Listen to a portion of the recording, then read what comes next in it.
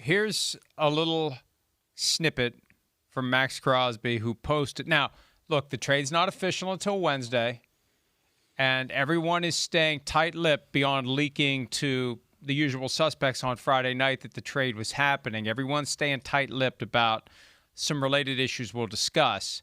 But here's Crosby, whose video emerged on Saturday afternoon regarding his departure from the Raiders and his message to the team and the fans.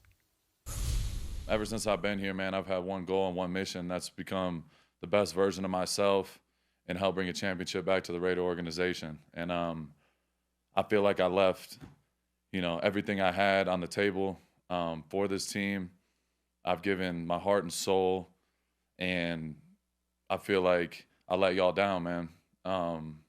Ever since day one, I've wanted to create and build a winner with the Raiders. I never thought I'd be in this position. I never thought I would be going anywhere else, truly. But God works in mysterious ways. And I didn't plan on things to be like this, but things happen for a reason, and I truly believe that. I've never seen him do his podcast in front of that wall before. I wonder if purple was a new color that was introduced. I think it is. The background. Yeah. For the purposes of the that Ravens. Message. Funny tweet from Jay Glazer after it happened. What did he say? Sean Payton called, so fired up. He said, Sean Payton called. Texted Max saying he's offering to pay a private plane one-way flight to Baltimore. Get him out of the division.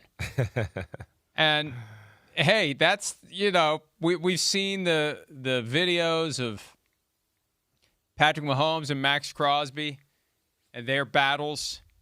Maxx Crosby is relentless. Maxx Crosby never lets up. And now Joe Burrow has got a deal with Maxx Crosby. Yeah. Aaron Rodgers, Watt, if he comes and back, Myles Garrett. is going to have to deal.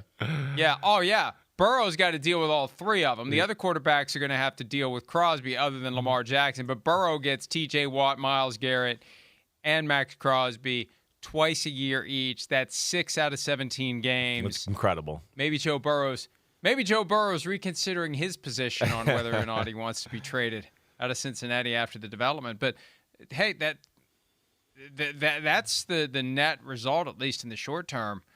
The guy that you feared the most on the Raiders is gone, and the Ravens now have a guy that you're going to have to know everywhere he is at all times. Chip him, double team him, triple team him, get rid of the ball faster. All those things that make a great pass rusher important to a team. The second most important position other than quarterback, the guy who affects the quarterback.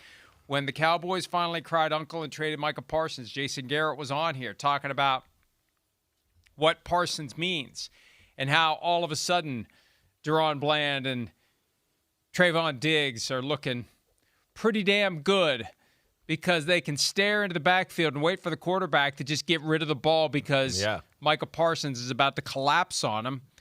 That now is gone from the Raiders, and it's alive and well in Baltimore, and it's going to be an issue for guys like Joe Burrow. They haven't had it. And anybody the Ravens play. Yeah, that's what's awesome for the Ravens. You just go, okay, like we talked about it, but the offense has got plenty of weapons. We know there's difference makers there. Yeah, there's going to be a new system and a new look, but we still know there's players on that offensive side of the ball. And defensively, to the point of what you just kind of explained with Sean Payton. I've seen this guy in person. I don't want to play him twice a year, get him out of here. Jesse Minter coming from the Chargers, he's going, all I did is hear my coaching staff talk about, oh, gosh, Maxx Crosby. Oh, gosh, Maxx Crosby on the offensive side of the ball. And then, of course, they played common opponents, and he gets to see him on film there, too. So he's had an inside look. This isn't just like, hey, I knew somebody in the organization. I hope it works out. He's had a real good look at the guy. He's gotten to study him, get a feel for him, knows how coaching staffs have to prepare and get ready for him as far as game planning is concerned. So Maxx Crosby brings it all. He brings it all to the table. He does. He is a tremendous leader. We know he's a tremendous worker. Like you talked about, double him, rushing the passer. He plays the run at a phenomenally high level, and he's going to bring an attitude and a swagger to your defense that he's been trying to bring to the Raiders the last few years. He tried.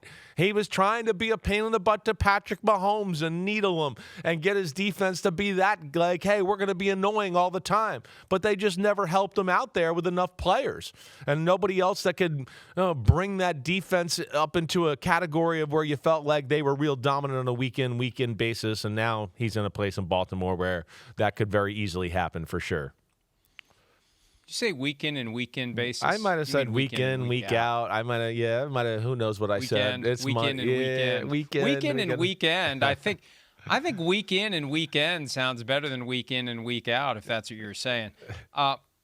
The Chargers are the only team from the division that will get to experience Maxx Crosby this year under the scheduling rotation, scheduling formula. The Ravens play one team from the AFC West. They play the Chargers in Baltimore, so Justin Herbert gets to deal with Maxx Crosby one time, not two. Patrick Mahomes and Bo Nix won't deal with him at all. Hi, it's Mike Florio. Thanks for watching PFT on YouTube. Hit subscribe for the latest news and analysis from Pro Football Talk.